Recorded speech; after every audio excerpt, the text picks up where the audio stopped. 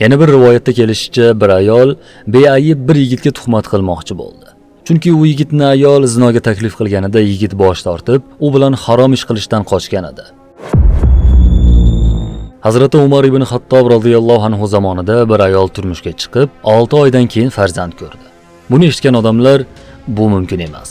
Homiladorlik odatda 9 oy bo'ladi.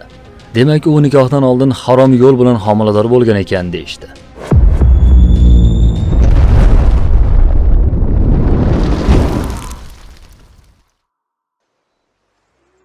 Kim Ali radhiyallohu anhu ni tanimasa, fiqh va adolat haqida hech narsani bilmabdi.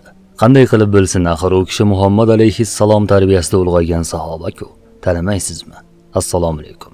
Bugun biz 3 ta ajib jumboqli hikoyani jamlab sizlarga taqdim qilishni maqsad qildik. Bizni oxirgacha kuzatsangiz, jumboqlarni Hazrati Ali o'zining o'tkir zehni bilan qanday hal qilganiga guvoh bo'lasiz. Aytilishicha, 2 kishi safarda edi. Ular tushlik qilish uchun o'tirishdi. Birinchisida 5 ta non bor edi, ikkinchisida esa 3 ta non bor edi. Shu payt ularning oldidan bir yo'lovchi kishi o'tib qoldi. Ular uni ovqatga taklif qilishdi. U o'tirdi va ular bilan teng ravishda ovqatlandi. Hatto non tugaguncha birgalashib yedilar. Ketish vaqtida mehmon 8 dirham chiqarib, ular oldiga qo'ydi. Bu yegan narsasi uchun haq sifatida berilgan pul edi go'yo. Va u o'z yo'lida davom etib, jo'nab ketdi. Ana endi shu yerda ixtilof boshlandi. Pul o'lsin. 5 ta non egasi pulni olib, adolatli taqsimot shuki, menga 5 dirham, senga 3 dirham dedi. Ammo 3 ta non egasi ham bunga rozi bo'lmay ochko'zlik qilib, shunday dedi. Yo'q, biz teng yedik. Demak 4 ta menga, 4 senga. Ular qattiq tortishib qolishdi. Hatto Ali ibn Abi Talib radhiyallohu anhu huzuriga borishdi. U zot chiqargan hukmga rozi bo'lish sharti bilan. Hazrat Ali 3 ta non egasiga qarab nasihat qilib dedi: 3 dirhamni qabul qilaver. Ishon, bu sen uchun yaxshiroq. Lekin u kishi o'jarlik qildi va aniq hisob bilan o'z haqqini olishni talab qildi. Shunda Hazrat Ali qat'iy hukm chiqarib, shundaymi? Agar haqni istarkansan, senga faqat 1 dirham, do'stingga esa 7 dirham bo'ladi dedi. U kishi hayratda qoldi. Deyarli aqldan ozay dedi. Qanday qilib uning haqqi 3 dan 1 ga tushib qoldi? Siz ham qiziqyapsiz, shundaymi? Unda hikoyani oxirigacha tinglang. Shunda Ali radhiyallohu anhu hisobni matematik zehn bilan tushuntirdi. Ikkingiz o'tirganingizda nonlar 8 ta edi. Ammo sizlar uni 3 kishi bo'lib teng yedingizlar, to'g'rimi? U kishi ha dedi. Yana Ali ibn Abi Talib, endi nonlarni 3 qismga bo'lamiz. Har bir non uchun 3 bo'lak bo'lib, jami 24 bo'lak bo'ladi.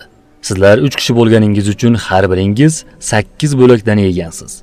Sen 3 ta non egasi quloq sol. Senda 9 bo'lak bor edi. Ulardan 8 tasini o'zing yegansan. Demak, mehmonga sendan faqat 1 bo'lak qolgan. Shuning uchun senga 1 dirham to'g'ri keladi. Do'stingda esa 5 ta nonni hisobga olsak, unda 15 bo'lak bor edi. U ham 8 tasini yegan. Demak, 7 tasini mehmonga bergan bo'ladi. Shuning uchun unga 7 dirham tegadi dedi Hazrat Ali radhiyallohu anhu. 3 ta non egasi pushaymon bo'lib chiqib ketdi. Chunki ochko'zligi sabab foydani yo'qqa chiqardi. Tek turganda 3 dirham naqd edi. Yana bir rivoyatda kelishicha, bir ayol beayib bir yigitga tuhmat qilmoqchi bo'ldi. Chunki u yigitni ayol zinoga taklif qilganida yigit bosh tortib, u bilan harom ish qilishdan qochgan edi. Ayol shaytoncha hiyla o'ylab topdi. Ayol bir tuxumni oqini olib, uni o'z kiyimining bel qismiga to'kdi. Chunki u qo'yiqligi va ko'rinishi jihatdan erkak suviga, ya'ni manisiga juda o'xshardi. So'ng qoziga kelib, qo'lida kiyim bilan baqirib, yigitni o'ziga zo'ravonlik qildi deya dod solib aybladi va hatto ko'ylagimga suvni ham oqizdi deya ko'ylakni ko'rsatdi. Odamlar kiyimdagi dalilni ko'rib, darhol unga ishonishdi.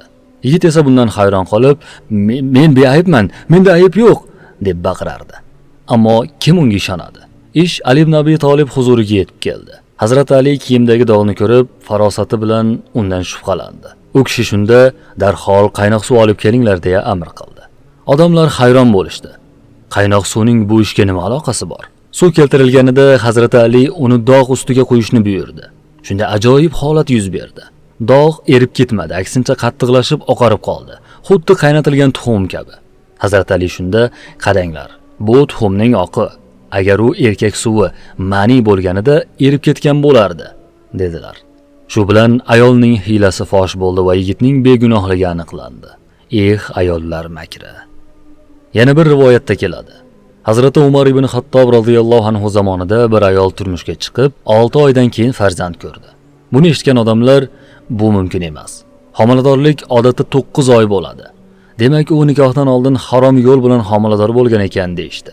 Masala Umar ibn Xattobga yetkazildi. U kishi ham avvaliga shunday deb o'yladi va zinokor ayolni hukmi bilan jazolamoqchi bo'ldi. Shunda Ali ibn Abi Talib ishkarilashib, agar uni jazolasangiz bu zulm bo'ladi.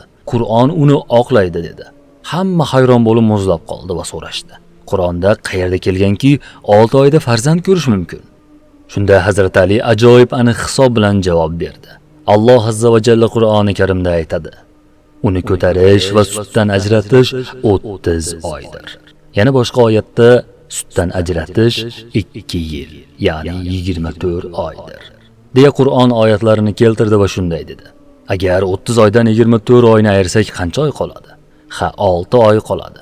Demak, Qur'onga ko'ra homiladorlikning eng kam muddati 6 oydir. Shuning uchun bu ayol beayb, u zino qilgan emas dedi.